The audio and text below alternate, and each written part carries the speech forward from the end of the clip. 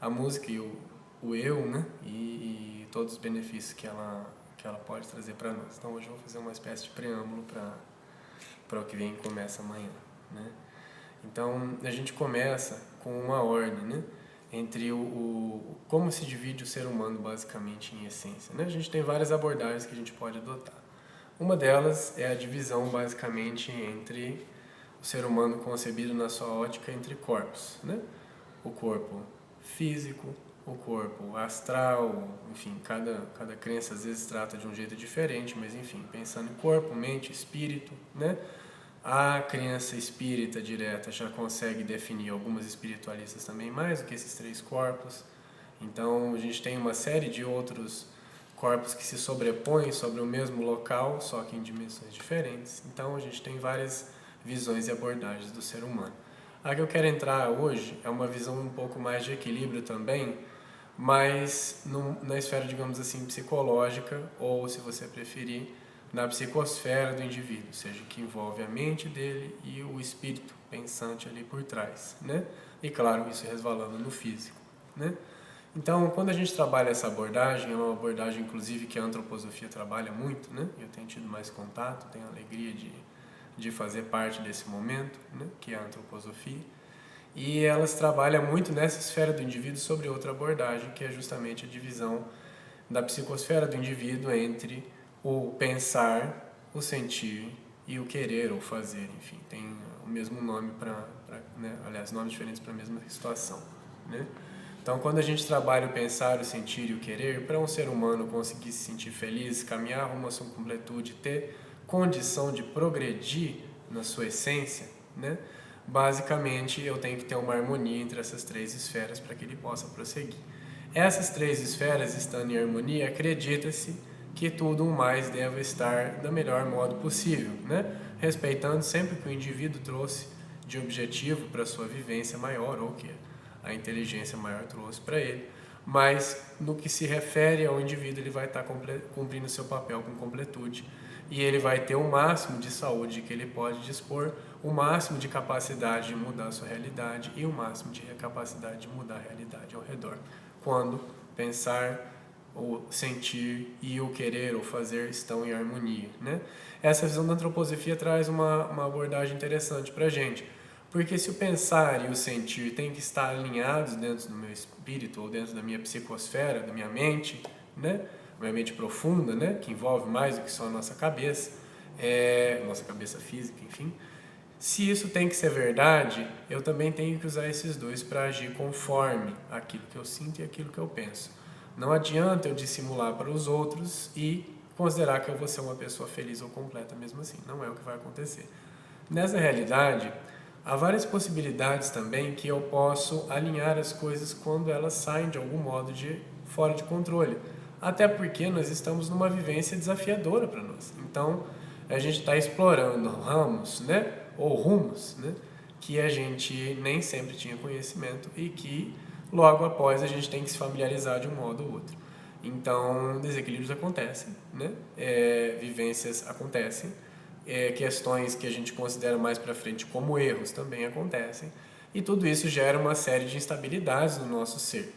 Nessas três esferas, quando eu considero, tanto pensar quanto sentir podem estar, em certo modo, em desequilíbrio, porque afinal de contas o teste é para botar em xeque essas esferas mesmo, e elas podem também interferir no nosso fazer, e isso tudo dá uma série de trocas ou males entendidos que podem danificar a nossa experiência de um modo, não vou dizer permanente, mas profundo, né?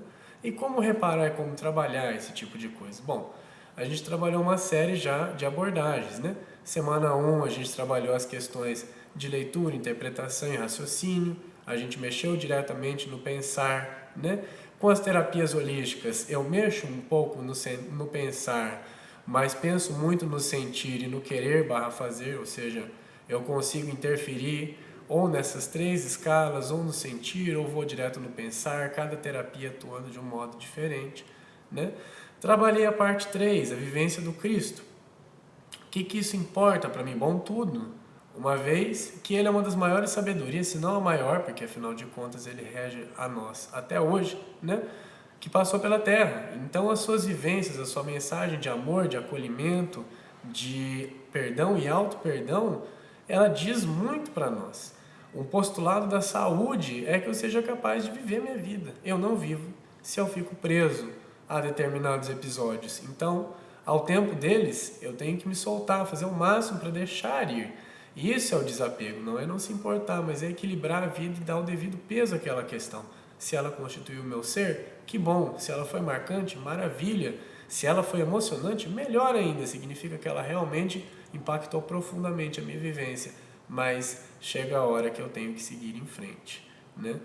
E, além de tudo, agora a gente trabalha na semana 4 um novo motivo, uma nova vivência, que é a capacidade da música de fazer parte da nossa vida, né? E como ela pode fazer parte? Bom, de várias formas, né? Esse vai ser uma semana um pouco mais intimista, mas ao mesmo tempo que busca trazer para vocês alguns subsídios que eu sinto e vivencio da música na minha vida. Então, o papel que ela sempre teve, como ela consegue harmonizar emoções, como fazer terapia a partir da música, né? Muitas vezes a gente não entende ou não dá o devido valor a uma música, uma vivência para a nossa evolução, para a nossa libertação mesmo. Mas como elas são importantes? Do contrário, elas não permeariam a gente quase que constantemente, né? E inclusive nas minhas gerações, nas antigas também, mas nas nossas gerações para frente, a gente tem uma presença cada vez mais forte e simbiótica da música na nossa vivência. Por que é assim? Bom, a música ela tem uma capacidade muito grande de compartilhar sentimentos e emoções, mas ela também pode despertar o racional, porque afinal de contas eles estão interligados, né? E quando eu tenho os dois mexidos, essa é uma lei até espiritual, que é a lei de sintonia. Eu vou alinhar o meu pensar e o meu sentir e a partir dali eu sou capaz de fazer.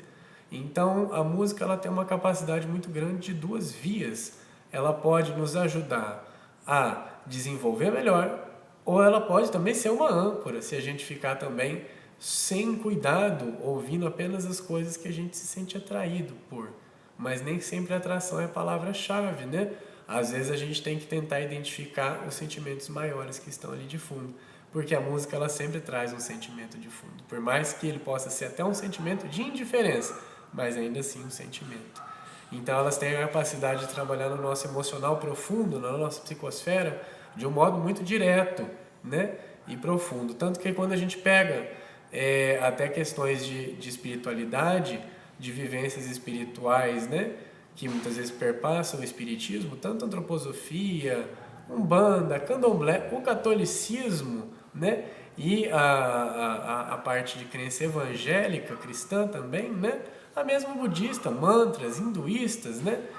Quantas religiões e quantas vivências relacionadas à música, porque já desde aquela época, né, se sente que a música ela tem um poder muito grande de condicionamento no ser humano. E não à toa, até inclusive vale ressaltar uma tendência que eu tenho observado muito, até nos seriados de TV, em que todos eles, muitas vezes você tem uma pausa, uma digressão na história para apresentar alguma vivência relacionada à música, né?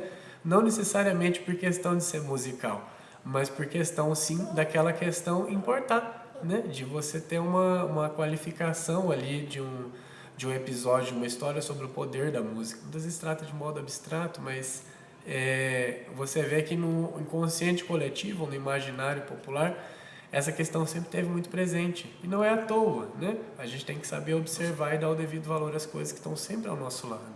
A música é uma delas. Então, nessa semana, a gente vai trabalhar muito essa vivência. Então, agora, o que a gente vai preparar e vai observar? Questões sobre a musicoterapia, cantoterapia, voz lírica, né? Ou seja, voz mesmo sonora e voz de instrumental, qual a diferença, possibilidades, né? Um capítulo também de vivência da minha vida relacionado à música, né? Então a gente tem essa série de possibilidades e outras também que a gente vai tratar na programação certinho a partir de amanhã, justamente para mostrar dessa vivência da música. Espero que vocês embarquem comigo e vai ser um momento muito bacana, assim, que a gente pode aprofundar a nossa intuição apontando para algumas questões, né? Música, padrão vibratório, fantástica essa parte, vamos dizer assim, inadiável ter essa consciência, né, útil do que a gente está fazendo e do que a gente está vivenciando, né? Não para ter julgamento, mas simplesmente para a gente conseguir ter uma escolha mais consciente de fenômenos que parecem aleatórios, mas que de aleatório não tem absolutamente nada.